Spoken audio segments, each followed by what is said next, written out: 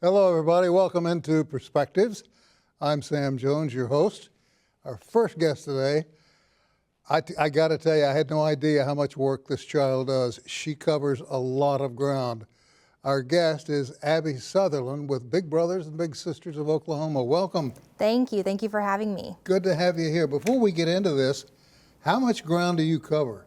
So Big Brothers Big Sisters of Oklahoma actually has 6 different markets. So we cover the Tulsa area, the Bartlesville area, Stillwater, Shawnee, Oklahoma City, and Norman. So you travel. You're on the road quite a bit. I am not, but we do have a state team who oversees the entire state. My focus is mainly the Tulsa market. Define Big Brothers and Big Sisters for me and for the viewers. What exactly do you folks do? Absolutely. So we are a mentoring organization. So we have bigs who are adult volunteers who serve the littles enrolled in our program. So the children enrolled in our program, we refer to them as littles. And they help them have a consistent adult in their life. They're that person for them that, shows them life skills, teaches them, social skills, and just how to have a successful adulthood, and helps them go down that right path. So they come from all walks of life, all incomes. You're going to find them there. Absolutely. So the littles are typically enrolled in our program by their parent or guardian or a teacher or counselor or therapist, and they kind of recommend them for a variety of reasons. A lot of our children have experienced adverse childhood experiences, and so they are just needing someone who can be consistent for them and help them kind of go down a path of success. I could just almost sense the benefits the organization must instill in these children as they come to you.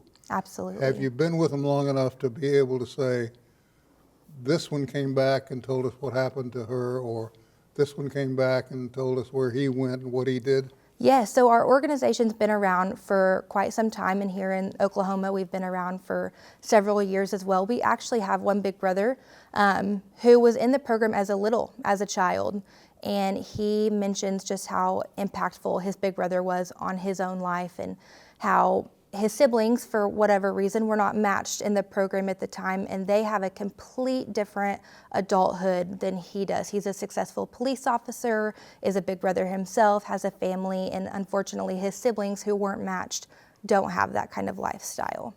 Do you have a need for volunteers to help? Absolutely, always. So we currently have 95 waiting littles who need a big brother or a big sister, or even a big couple if that's something that they're interested in. Did you say 95? 95. Holy And that's just in the Tulsa area. Yeah, that's not counting between here and Oklahoma City. Correct. So we always need more bigs. We need big brothers, big sisters. It's really not a big commitment. It's just hanging out with a kiddo for a couple hours, a couple times a month.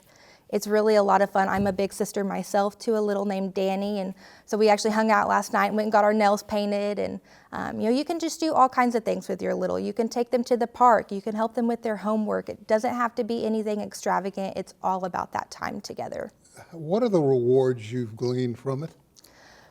Personally, I enjoy just seeing the growth of these children, how they benefit over time. You see so many children learn new skills, become more confident in themselves, and realize their potential. And that's exactly what we want to do at Big Brothers Big Sisters of Oklahoma, is to ignite the potential in these children. You know, Tulsa has an enormous, it's a problem.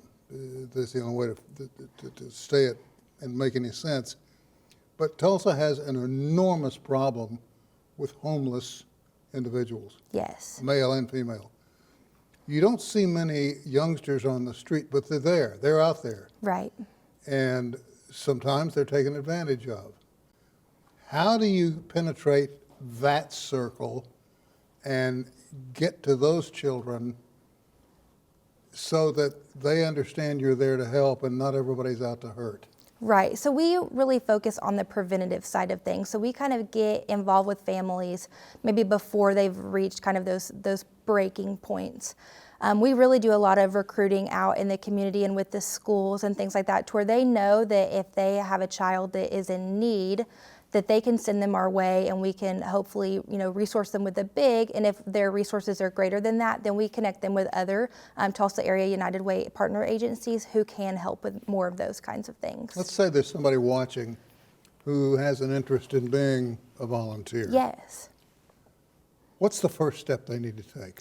The first step they need to take is just to go to our website, which is www.bigoklahoma.org. From there, it gives you all kinds of information about what we do. There's a button on there that says Be a Big. You click it, you fill out a quick application and schedule a time to come into our office and interview. Very casual interview, just getting to know you and seeing what kind of little would best fit for you.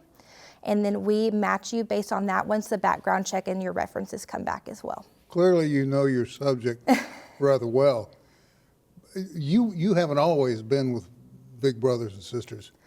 I haven't. But you've been in the nonprofit business. Yes. So I studied human development and family science in college from Oklahoma State University. And from there, I worked at CASA for Kids in Stillwater, which is a nonprofit that helps children involved in the juvenile deprived justice system. And then I started at Big Brothers Big Sisters almost 2 years ago next week. And I started as a program specialist. So I worked directly with the bigs and littles, helping them with their matches, helping them reach that success. And then I am now the area director where I oversee the program staff and help with the fundraising and recruitment side of things. DHS tells me that the problem with children in need of programs such as Big Brothers and Sisters is enormous, that it's almost impossible to fill it. How do you coordinate filling the time with these children after you've made contact with them? How do you get your volunteer to become so motivated that they actually throw themselves into their work? Absolutely. So all of our volunteers who join us, they want to be a part of it, which is a great thing. And we make sure to have a program specialist assigned to each match who helps coach them and who helps, kind of encourage them to spend that time with their little and remind them of the impact that they are making so they can see the difference. We also like to give them little comments and notes, about maybe what the parent or guardian says of maybe how the child has positively changed or been impacted. That way that big still gets that encouragement and that, sense of self-worth of what they're doing. I'm trying to figure out, I just can't imagine. I grew up with both parents. Mm-hmm. One on either side of me, pointing the way, do this, don't do that. Go to college, do the best you can, get out and leave. That sort of thing. But I can't imagine a youngster so in need of help that they have to rely on Big Brothers. How does one's family become involved? In other words, if they have a child they think needs some direction, what do they do? Absolutely. So what they have to do is they just go online to our website, very similar to the bigs. There's a little application that they fill out, and they also come in to do an interview so we can see that little's needs and see what the parent, wants that little to receive help on.